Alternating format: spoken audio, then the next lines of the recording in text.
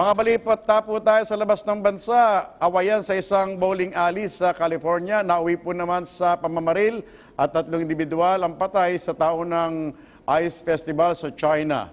Pinananabagyan po na para naman sa detalye, narito ang report ni Mika Huson. 3 ang patay habang 4 naman ang nasugatan sa pamamaril sa isang bowling alley sa California. Batay sa ulat ng media at mga eyewitness, nag-ugat ang pamamaril sa isang away sa lugar. Ayon sa pulisya, 3 ang kanilang natagpuang patay sa pinangyarihan ng insidente, habang 2 sa 4 na nasugatan ay ginagamot na ngayon sa ospital. Sa kasalukuyan, nagpapatuloy ang investigasyon sa paghahanap sa mga suspect. Halos 30,000 individual ang kasalukuyang nasa evacuation shelters, habang ilang turista rin sa southern Thailand ang na-stranded dahil sa mga pagbaha at blackouts dulot ng tropical storm Pabuk. Ilang kabahayan ang sinira at maraming poste at puno rin ang pinatumba ng bagyo na kauna-unahang tropical storm sa bansa matapos ang 30 taon.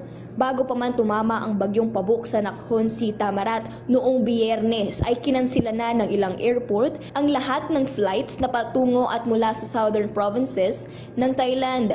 Bagamat ibinaba na sa kategoryang depresyon, ang bagyo ay nananatili pa rin ng babala ng mga otoridad dahil sa patuloy na buhos ng ulan at posibleng banta ng flash floods. Isang simbahan na itinuturing na pundasyon ng Adirondack Community sa northeastern part ng New York ang tinupok ng sunog. Ayon sa mga otoridad, sumiklab ang sunog noong Miyerkules, January 2. Ilang oras ang ginugol ng mga bumbero bago tuluyang mapatay ang apoy. Wala namang naiulat na nasugatan sa insidente, habang hindi pa tukoy hanggang sa ngayon ang naging sanhi nito. Nasira ang ilang kabahayan sa Central Chile bunsod ng pananalasa ng wildfire noong Huwebes at Biyernes.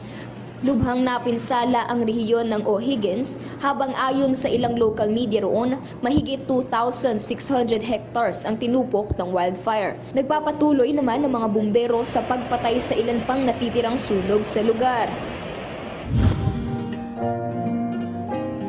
Ramdam na ang excitement sa lungsod ng Harbin sa bansang China bilang nakahanda na ang tinaguriang Winter City para sa pinakamalaking snow at ice festival sa buong mundo.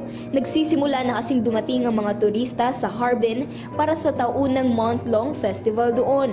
Itatampok sa festival ang ice swimming competition, ice sculpture contest at mass weddings. Nagsimula noong 1983 ang Ice Festival sa Harbin, na isa sa pinakamalalamig na lungsod ng China, bilang maaaring bumagsak ng hanggang 35 degrees ang temperatura rito.